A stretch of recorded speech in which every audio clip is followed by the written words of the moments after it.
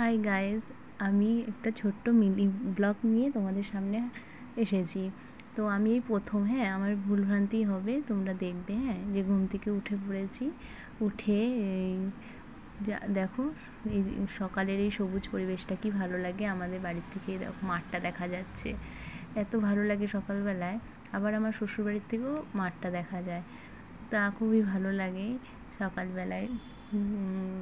আবার বৃষ্টি শুরু হলো, তবে বেশি করে হলো না, একটুখানি হয়ে দেখা দিয়ে চলে গেল। তারপরে দেখো আমি বিছানা পরিষ্কার করবো।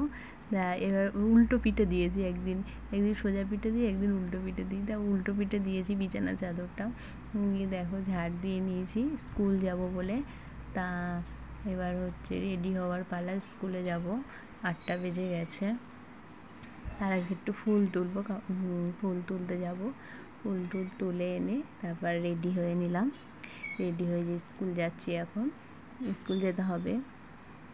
তারপরে আমাদের পাশের বাড়ির পুচকিটাকে নিয়ে রোজও আমার সাথে স্কুলে যায়, আর বক বক করতে করতে যাই, ভালোই লাগে, খুব সুন্দর লাগে ওর হাসি মুখটা।